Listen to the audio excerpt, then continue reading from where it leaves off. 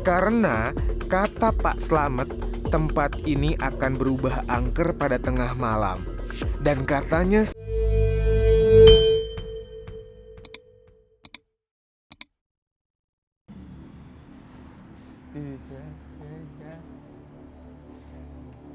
banget lagi.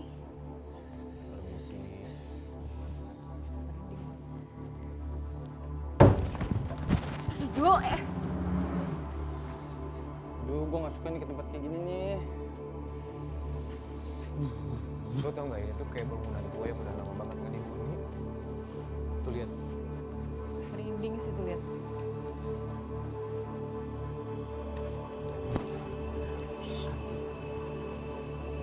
Jo, lo aman kan?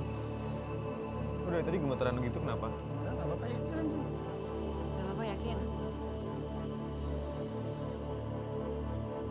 Gue ke bawah ya. Hati-hati.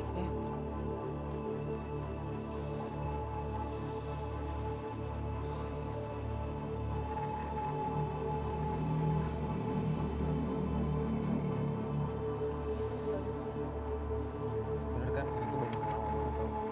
Kok mati? Mati. Gak apa-apa, lo baru gue aja. Jangan tinggalin. Jangan coba sorot ke sana, Jang. Itu apa?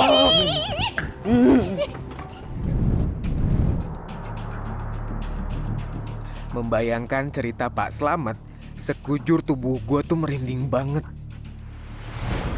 Gue gak kebayang kalau kejadian-kejadian janggal yang tadi diceritain beliau terjadi pada gue dan tim gue. Dan ada satu pengakuan Pak Slamet yang bikin gue makin ciut, men. Udah bertahun-tahun mengawal pengendara di pinggir jalan ini, beliau mengaku belum pernah mengalami perjumpaan dengan makhluk gaib. Tapi, suatu ketika, ia dan ayahnya melihat kejadian yang membuatnya merinding ketakutan. Pada suatu malam, Slamet mengaku melihat harimau berjalan tegak sambil menggepit ekornya. Dari sana itu, dari pojok sana itu jalan berdiri, Mas ya.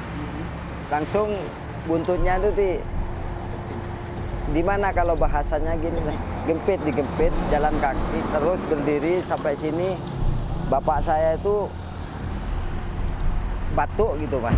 Langsung hilang, Mas. Iya, bapak itu batuk. Pas saya duduk di sini, diam leh, jangan anu. Bapak itu batuk langsung hilang sana, Mas.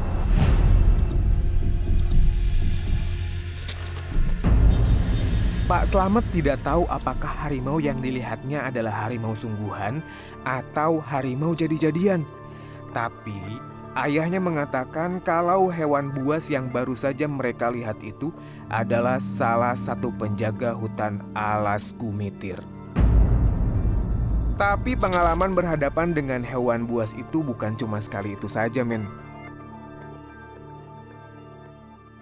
Suatu malam, saat sedang sendirian, ia melihat seekor ular berukuran sangat besar hendak menyeberang jalan. Menghadapi binatang melata berbahaya itu, Slamet mengaku sangat ketakutan.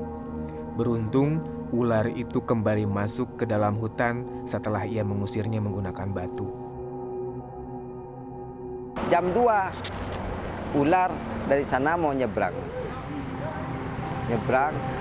tapi kepalanya belum nyampe ke sini ya. Saya ndak enak, takut, ambilin batu sama saya, dilemparkan batu langsung kembali ke atas. Jujur, men, gue udah gak kuat dengar cerita Pak Slamet. Dua hewan buas yang beliau ceritakan tadi langsung melekat dalam pikiran dan ingatan gue. Gue merinding membayangkan kedua penguasa rimba itu tiba-tiba muncul di hadapan gue. Namun Pak Slamet menguatkan gue. Katanya kedua hewan itu tidak akan pernah mengganggu orang. Mereka cuma kebetulan lewat aja. Dan tentu aja ini pesan damai buat siapa aja yang melintasi alas Gumitir. Jangan takut selama kita tidak punya niat buruk.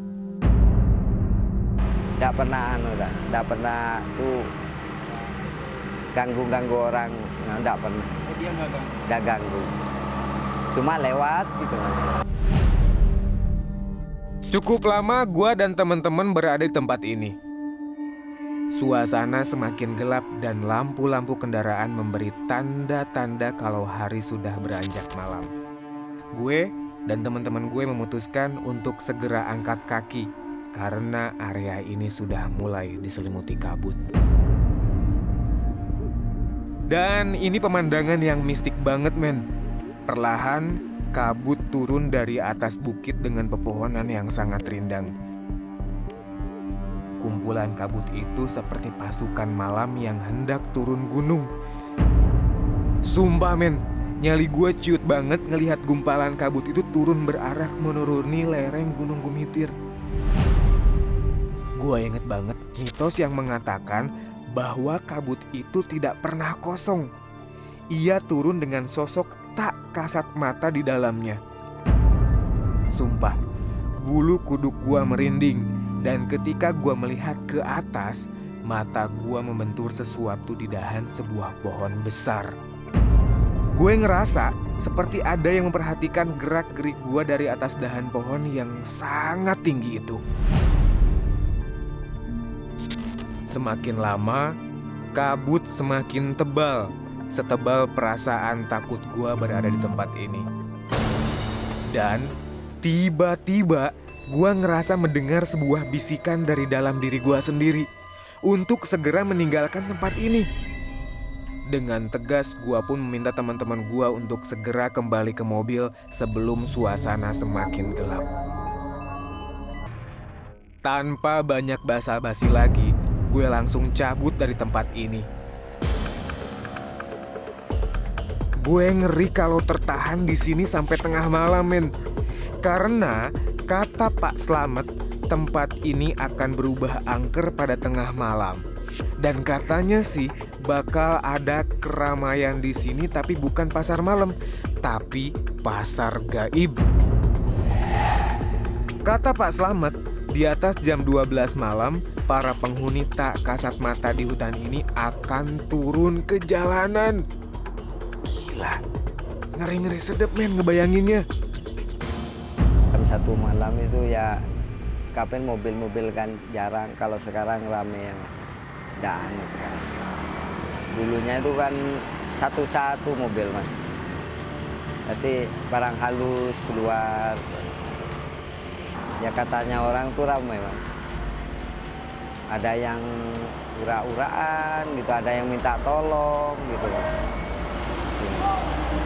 Tapi saya itu tidak pernah selama saya bekerja di sini ya, tidak pernah ketemu sama barang halus. Masih dilindungi saya tuh. Gue pun berharap gue dan teman-teman gue dilindungin juga seperti Pak Slamet, karena perjalanan gue masih panjang, men. Sambil berdoa dalam hati, gue akhirnya meninggalkan tempat ini. Tapi gue gak langsung ke penginapan, karena masih ada satu titik yang harus gue datengin. Dan itu tak lain adalah tempat patung penari gandrung berada. Saat itu hari sudah malam, dan melewati hutan Gumitir di malam hari rasanya anyep banget. Pepohonan yang tadi elok dipandang kini berubah seperti penjaga malam yang meneror gua dengan tampilan menakutkan. Spooky abis, men. Tiba di patung penari gandrung, hari benar-benar sudah sangat malam. Suasana gelap di sana, dan beruntung ada sejumlah warung dan toko di dekat patung ini. Jadi gua nggak terlalu merasa ketakutan di sini. Tapi pas melihat patung ini, segala mitos dan kisah mistik tentangnya langsung nampang di kepala gue. Dan konon katanya patung ini kerap bergerak sendiri, men. Yang paling sering diceritakan adalah patung gadis penari ini tiba-tiba berganti tangan. Jika realnya tangan kanan patung yang diacungkan ke atas, pada saat tertentu tangan kirinya yang gantian diacungkan ke atas. Gila, Gimana keadaan saat itu kalau memang gue bisa ngelihat patung itu benar-benar berubah? Mitos yang lebih menyeramkan lagi adalah konon patung ini kadang melakukan gerakan seperti penari sungguhan. Tapi semuanya masih katanya ya. Dan sayangnya malam itu gue gak dapetin keterangan dari warga sekitar patung ini. Beberapa orang yang gue temuin mengatakan kalau mereka nggak pernah melihat patung itu menari seperti yang ramai diceritakan. Mereka justru mengetahui cerita itu dari orang-orang yang datang ke sana kayak gue dan meminta konfirmasi kepada mereka.